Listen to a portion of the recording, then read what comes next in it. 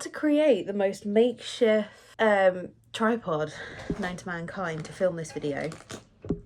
But I can't lie, I feel like today is going to be the last opportunity I am going to get to film this video because stuff just feels like it's happening and I'm a little bit scared. So, welcome to my third trimester update video. I didn't think that I would be sat here doing my skincare, my makeup and my hair for the day whilst I did this, but I just think it's going to be the most productive thing that I could possibly do at the same time, because then it means I'm not wasting time. So if you haven't watched my second trimester update video or my first trimester update video, they're on my I've got like a pregnancy and mum life, what's it called, playlist. So definitely head on back, and he's gonna keep doing that. Check that out. But my second trimester, I didn't really have a lot to update you on, and then I feel like I jinxed it so badly that it's now come round to my third trimester. Literally, as I was filming the video for my second trimester, I was sat in the car park, wasn't I, for my glucose test for gestational diabetes. And if you follow me on TikTok, you will know that I have got gestational diabetes. That's like the big thing that happened during the third trimester. My fasting blood test was the one that they were a bit like, my fasting blood test was the one that they were a bit like, it's really high. But I was expecting to get the result back for that within, I think they say like it comes back within like 3 days. Explain to me why it took mine a week for it to come back before someone even tried to call me. And then someone tried calling me, but it was like a unknown number, and it didn't have, like, they didn't leave a voicemail for 2 days. They literally tried calling me once randomly. Always seemed to coincide with like Archie going down for a nap, and basically didn't leave a voicemail. So then eventually they did manage to catch the call and answer it, because I didn't know who was calling me. I didn't know who to call back because it was an unknown hospital number. And I managed to find out that I had gestational diabetes. And then because I am giving birth in Milton Keynes rather than Northampton, they basically had to refer me across to Milton Keynes. The day I found out that I had gestational diabetes, I was beside myself, mainly because at that point I was just feeling so hormonal, so tired. We'll get onto that in a minute. And I just was struggling so bad that it just felt like it was another thing that had gone wrong. I just got really upset. I remember being on the phone to Jay after I'd got off the phone to Northampton, and then I got a phone call from Milton Keynes, and they basically were like, we can see you next week. So I had to then wait.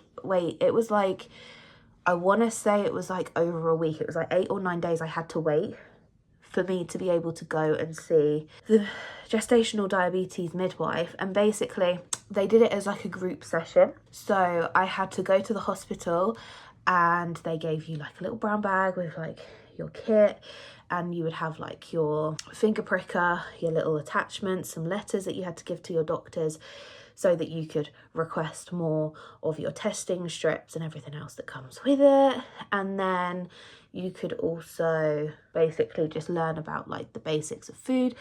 And then a week or so after that, I had my video call with the group again, this time to talk to a dietitian. And they were basically, from working in the fitness industry, from doing a PT course and like looking at nutrition and stuff, you know what you should and shouldn't be eating. And it was really frustrating because apart from me having like chocolate and biscuits and stuff around like all my other meals, they basically said to eat what I was already eating. And it freaked me out a little bit because I was like, I don't know what I'm doing wrong. Turns out I wasn't doing anything wrong. It's just I needed to, like, basically the only way I could get through it is not snack, and the carbs I was having, basically I'm only allowed like the tiniest amount, which I wouldn't even offer to Archie. So that's been a bit of an adjustment and a bit of a shock to the system, but we move with it. I keep saying we because I'm on this journey with Jay. Jay's the one that's getting me through this. I have then basically managed to get through a good few weeks of just balancing my readings out with my diet, and then my body decided to just go, no, do you know what, the levels are going to get higher and higher and higher. And then my fasting readings kept coming back as red, even though I literally said to the gestational diabetes midwife, because she came into my consultant appointment, which I'll talk about in a minute, she was like, are you going to bed at the different times? No, I go to bed at the exact same time every single day. I have dinner and I don't snack after, and then I go to bed. And she was like, okay, and are you testing as soon as you wake up, or are you walking around and then testing? I was like, no, testing as soon as I wake up. She's like, right, okay. Yeah, probably going to need to, like, precautionary prescribe you metformin. And within 3 days of me going to that appointment, it was then the weekend. So then I had to wait till Monday to basically go and get metformin. Jay had to go and get it from the hospital for me. And I'm now on metformin. Did I take it last night? I forgot to take it last night. That's not good. That might explain why my readings this morning have been a bit weird. But I basically have to take metformin with my dinner. I hope that helps level out what's going on. So that's where I'm at kind of with gestational diabetes. They have put us onto growth scans, which reminds me I need to go and phone someone, because I've had a growth scan at 31 weeks and then I had one at 34 weeks. But you're meant to have one at like 28, 32 and then 36. I'm 36 weeks on Friday. I still haven't had an appointment through for like a final growth scan. And I know that's the one that they look at to be like, how big is your baby? Do we need to induce you?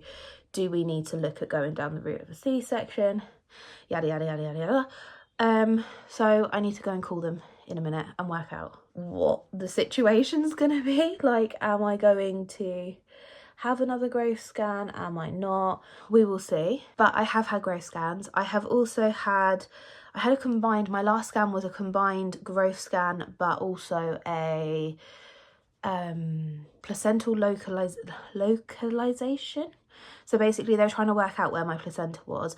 My placenta is fully not over my cervix. It's not blocking my cervix at all. It's completely out of the way, and it's now towards the back, which is great because that's exactly where we want it to be. That's now moved out of the way, which was one of the things that I was in my second trimester video getting really worried and anxious about, because I was worried that I was going to be forced into a C-section when I don't want to have a C-section. I obviously will have one if it's an emergency or it like benefits my health or the baby's health. At the moment, if it's stuff that like I don't need it for, then I don't really want it.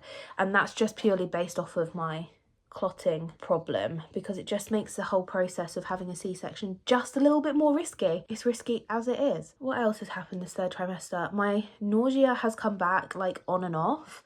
I have also experienced extreme fatigue, and I don't know if you can hear it. I feel like I've got quite good at editing out my breathlessness, but I am certainly struggling with being able to just do the basics of breathing like a normal human being, which is really frustrating. We just keep going with it, with the breathlessness. What else has happened? I feel like I've just had endless appointments. Was it not last week, the week before? I had like 4 appointments in the space of 1 week. 3 at the hospital, 1 at the midwife clinic. I have got a midwife appointment this week, which will be our birthing plan. We didn't, and it's really funny because we're now at the stage where This is the longest pregnancy I've ever experienced because, is it longest? No. On Friday will be the longest I've ever been pregnant. So in 2 days' time, if I make it there, because when I was pregnant with Archie, my waters broke at 5 and 3, so I was like 5.5 weeks pregnant, my waters broke, and then at 36 weeks exactly, I had Arch. This time, I'm hoping I can make it to 36 weeks and get there, but it's hard. It's really hard.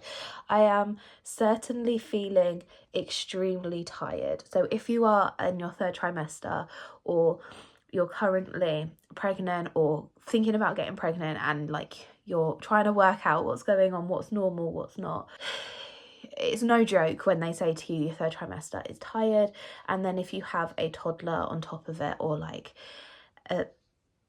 a lot going on in life, it does make it very, very, very tiring. Try and take the rest where you can.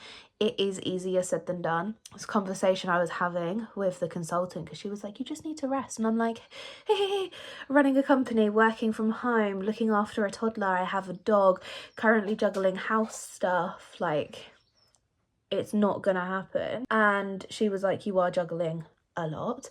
So if you have a support bubble, not everyone is blessed with that. If everyone has a support bubble, like, make use of it, but do what's right for you, and don't feel guilty for not having a break. I currently, at this moment in time, Archie potentially goes to his nan's once a week, and that's my day where I try to rest and physically take it easy. Do I mentally take it easy? No. But do I physically? I try to. So we're just gonna keep going with the 3rd trimester and see how far we get. The question everyone keeps asking, and it's like, it's a frustrating question now, because it's like one of the ones where it's just so annoying when people go like, when do you think the baby's gonna come? I don't know. It might be my body, but like, you can have signs that you're gonna go into labor, or you might not go into labor from these signs, but like, you can have shows and bits and bobs that feel like you're potentially going to, but it doesn't mean anything.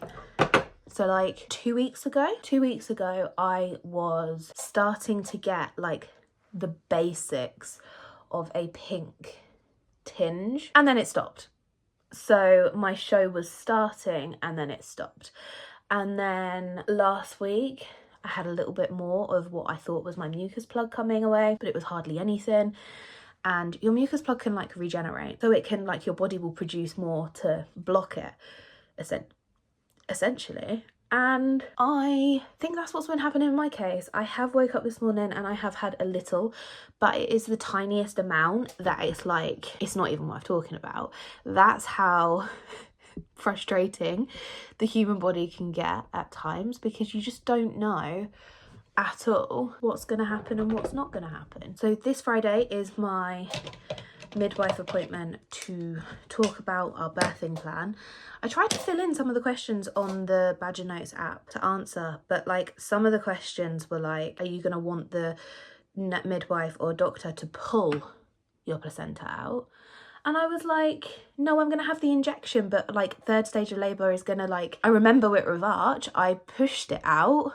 They pulled a little, but I pushed it out. I don't want you to yank, because if you yank, that's when it can go horribly wrong for me and my bleeding. So it's going to be a tough one. And then like some of the questions that they were asking, I'm quite laid back apart from, I don't ideally want to have a C-section. I want to try and go as, what do we call it? Vaginal birth? A vaginal birth? As much as possible. I probably will want an epidural, because I had that with Arch and it was the only thing that kind of got me through. But yeah, the funny thing is about being in your 3rd trimester, you have stomach cramps, okay? You will get pain and cramping down below. You'll get pain and cramping on your bump. You'll get pain and cramping in your back. And you will be like, is this it? Is this happening? Like, is this the final stage? And then you have to try and work out whether it's wind, Braxton Hicks, just normal pregnancy discomfort and cramping, pelvic girdle pain, lightning crotch. What else? Could be the early signs of onset of early labour, but like, you don't know. So if you're unsure, go and get yourself checked out. Every time I've had something, I've run the rule of, if I can move position, go to the toilet or drink and the pain goes away, it's not labour, because nothing is going to stop the pain of labour. Changing position is not going to make the contraction go. That's the one thing that I have kind of gone off of, because I haven't had, by the point of where Jay and I have been saying, like, if I've been cramping for a certain amount of time, then we will go and get it checked out, because it's been like an hour or just over an hour or whatever.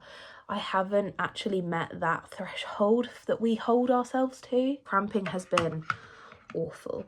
I have now developed a waddle, which is so embarrassing, but the waddle is there because it is very, very very uncomfortable down below. There is a lot of pressure, like the baby is pressing. I wouldn't necessarily want the baby to be pressing, but it's part of where the baby's comfortable. However, what I would say, because the baby is head down, the baby is also literally smushed onto my cervix. The baby is pressed against my cervix, and let's just say when they're engaged, it hurts. I am intrigued. I wish there was a way of me knowing whether my cervix is starting to show any changes at this point, because it would be handy to know, like really handy to know if anything is changing down there.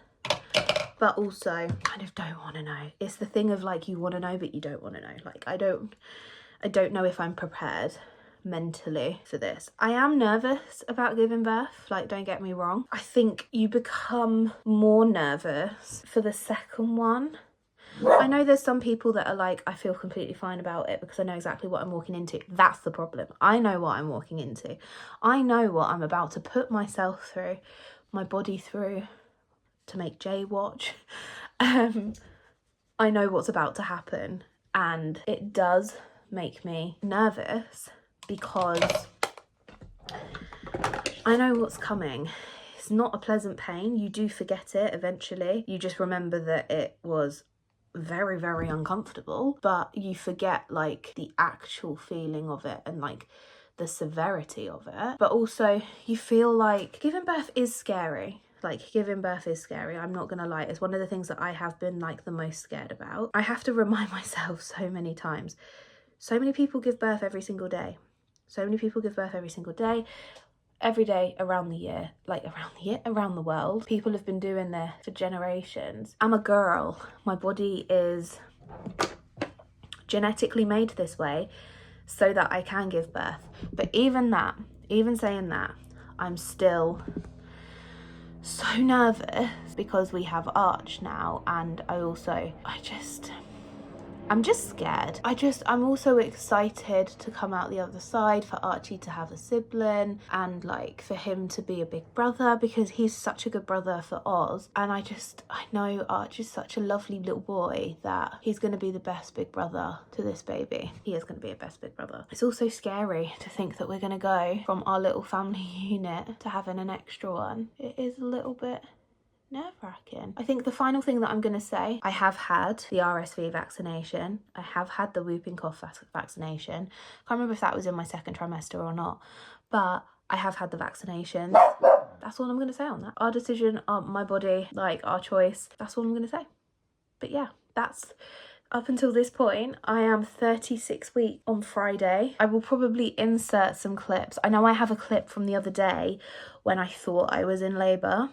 I'm going to insert that now. I'm going to record this in real time, mainly because I just can't believe this is happening. I'm 34 weeks today, 34 weeks exactly. Yesterday, I started to notice that I was losing little bits of what I suspected was my mucus plug. I have gone to the consultants last night, like yesterday afternoon, to see them about like my gestational diabetes and all of that, yada, yada, yada, yada.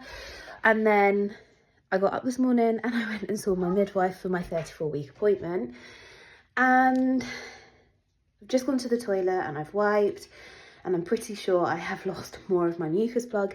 It's not loads to the point where I've had it before, where it was loads of it. It's only slightly. And now we're stuck in this situation being like, what do we do? So I don't know what to do. And then aside from that clip, any other clips now I film between now and going into labour, I will try and insert. So I have got a midwife appointment coming up. I will see if I have another scan to go to. I'm not entirely sure. At this point, I kind of just go with the flow. If I have an appointment, I have an appointment. If I don't, I don't.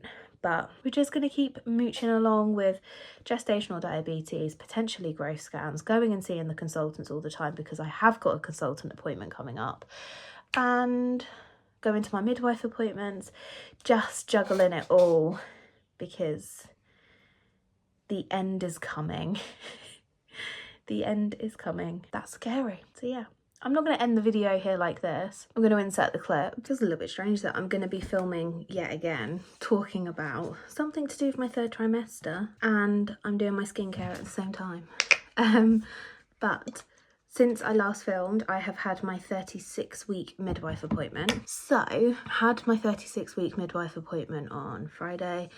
It was an at-home appointment, which was actually quite nice because it took away the stress of trying to get to an appointment on time, but also avoiding like Archie's nap time and trying to work his food and meals and snacks and everything around it. I literally could carry on as normal. The midwife come here.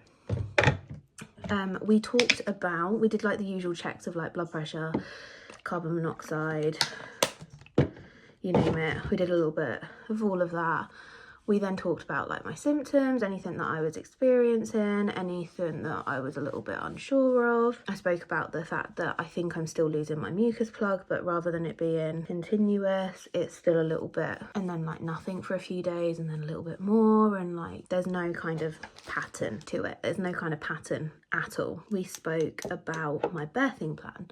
So on Badger Notes, I had to answer some questions about what I would like to do for my birthing plan, which was really hard because I kind of want to go with the flow. Kind of did that with Arch. I went in and I was kind of like, look, I know it's like up in the air, haven't got really like set things that I want to happen, very chilled about it. I just want to kind of go with the flow, listen to what my body needs, do whatever it takes to give birth. And it's kind of the same mentality I'm having this time. I'm probably going to ask for an epidural. I had an epidural when I was giving birth with Archie. I'm probably going to end up needing to ask for one with this baby, mainly because who's he talking to? Jay's downstairs. That's another change that's happened. And what was I saying? I'm probably going to need an epidural with this one, just to be like, I've got it there if I want to have it. I want to, like, we went through loads and loads of stuff about my birthing plan. I'm happy to go through and talk about my birthing plan in detail. I might do a separate video. I probably will do a separate video on my actual birthing plan, because it would be quite cool to just talk about, this is my birthing plan, and then once we've had the baby, we talk about what was the same, what wasn't, what happened, what didn't, what kind of went to plan, what didn't. Because so many people go in with these like set ideas of what they do or don't want, and some people are very lucky and they get the exact birth that they want that matches their birthing plan, and others don't. So I'm quite a chilled person when it comes to the birthing plan. There was just a few things that were quite specific that I was like, yeah, I definitely want that, and yes, I'm definitely going to need that, but it's based off of like my health, not necessarily personal preference, if that makes sense. I had my 36-week appointment, and I also have had a scan, because in the last video that I filmed, like the clip for this that I filmed, I said that I'm pretty sure I would do a scan, and I hadn't had one. Literally the next day when I was like, I'm going to phone them, I had a missed call from them and they booked me in for a scan, and I had it on Sunday. It's now Tuesday, so I was 36 and 2 when I had my scan, and it was just literally to check that baby was still growing where they needed to be. Baby has now dropped from being on the, it was like a 60, I want to say it was like 68 or 67 centile. The baby is measuring on the 50th centile. So each scan that I've had the measurements of the baby and the estimated weight of the baby, which you always take with a pinch of salt, because they said that Archie was going to be a big baby, and the measurements that they'd last taken, he came out smaller than that. So I always take those measurements with a pinch of salt. But this baby, they did like an estimated weight, they've done everything, and this baby is showing that they're on the 50th centile still. And it has dropped. The last one was like 67 or 68. It's now 50, but they're not concerned because the baby is still growing like average, which is fine. They looked at like my placenta. That was fine. They struggled to take a measurement of the baby's head because the baby's head is so engaged in my pelvis, and it has been for a while, that they couldn't take an actual direct circumference. They've kind of got it on the skew, so it's kind of skewed the readings a little bit. So yeah, that's kind of where I'm at. I have had my 36-week midwife appointment, and I've had a growth scan. I have got next week a consultant appointment, and that's joint with haematology. I believe they're going to take my blood at that appointment just to double check like what my readings are, because they want to look at like my platelet count and stuff, because I have stopped taking aspirin now because I hit 36 weeks. Because I have hit 36 weeks, I needed to stop taking the aspirin just to make sure that my bleeding is not necessarily affected by that, because it is affecting that as it is. But one of the other changes is that because I'm 36 and 36 on 4, Jay is starting to do like hybrid working from home but also being at the gym kind of working shifts. He's basically just here to help me because looking after a toddler and a dog and trying to work and being very, very heavily pregnant, I can't seem to do diddly squat. Literally can't do anything. So he is here just to lend a helping hand. I'm really appreciative of, and we're in a very fortunate position where he is able to do like hybrid working from home. That's kind of where we're at. That's kind of the update. I wonder, like I said in the last clips when I filmed the other day, it's such an interesting thing because every time I film now, I'm like, am I going to get to film more to go in my 3rd trimester update, or am I going to have had the baby? Crazy. Good morning, everybody. It is week 37. I'm filming this in a rush because I think my waters have just broken. But let's do that all back to the beginning of the weekend. Friday, I ended up in ADAU triage because I had reduced movement. Got put on a monitor, baby was fine. All of my like obs were completely fine. Skip forward to Saturday. Saturday was like completely fine again. Just had a day at home. Just kind of went with the flow of the day. And then yesterday, solidly for 24 hours, so from lunchtime on Saturday until lunchtime yesterday, my blood sugars were continuously spiking. They were very, very high. So I phoned triage because didn't really know what else to do. Didn't know whether to get checked or didn't know whether to not get checked. So Jay and I went to hospital. We went to ADAU again. We went to triage. We saw a doctor. She'd upped my metformin. Took 2 tablets last night. And woke up this morning to my waters breaking. So I'm gonna leave this video here, and I'm gonna leave the outro that I've already got, and I'll see you in the next video. Feels really weird now that I'm now filming an outro for a video where I potentially don't know what's coming before this bit, but I hope I filmed some extra bits and bobs for you guys. But that is my 3rd trimester video. Hope you did like it. Stick around for my labour delivery video, talking about it potentially, might not, depends on how it goes. And I will also, as I said in a previous video, I will be looking at filming random bits and bobs when the baby is here, doing like day in the lives and stuff like that, random clips, but no pressure, because it's going to be a newborn and a toddler. I'm running a company, so we're just going to go with the flow. So if you did like this video, make sure you hit the subscribe button, give the video a like, and I will see you all in the next video, whatever that may be, which is really scary to say at this point because it could literally be anything. Anyway, I'm gonna go. Bye.